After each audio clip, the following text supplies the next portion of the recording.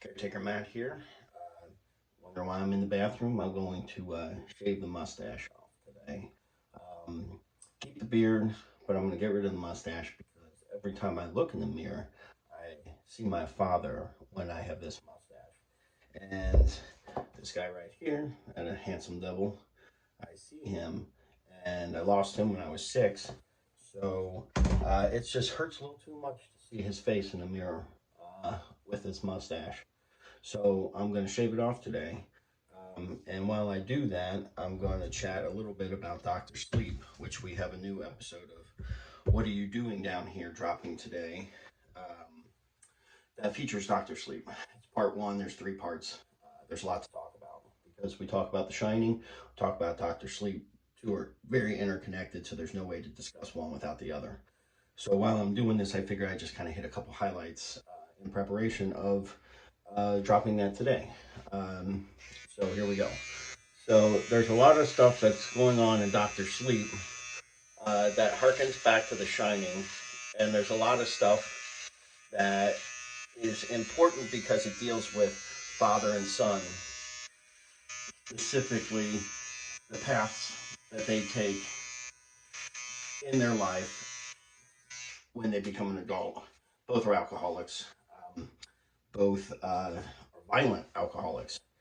Danny even mentions that the only way he really knew his father was through drinking and through the anger. But there's a very important scene, probably one of the most important scenes in the entire Doctor Sleep movie. It's the 8-year sober speech that he gives, where he acknowledges that he knew his father through drinking and through the anger, because all of those things were in Jack. Danny gets those.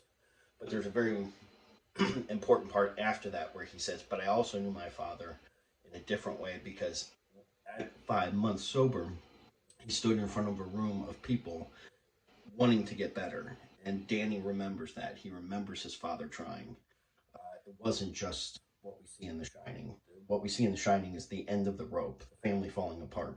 But there was stuff before that. There was his father trying to get better. So it's Danny acknowledging that his dad was trying, and he even says this is for Jack Torrance. So we get that part that we never got in The Shining. The one part that people always criticize, that that man was crazy before he got there. It's not true. So we finally get that. It's not a redemption of Jack Torrance. There is no redeeming Jack Torrance, but it's making him a full character. We see the other side of him that we did not get to see in The Shining.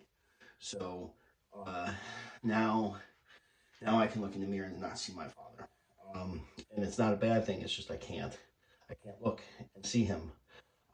It just hurts too much. So the parallels that I see between Doctor Sleep and the way they handle those characters just made me think of that.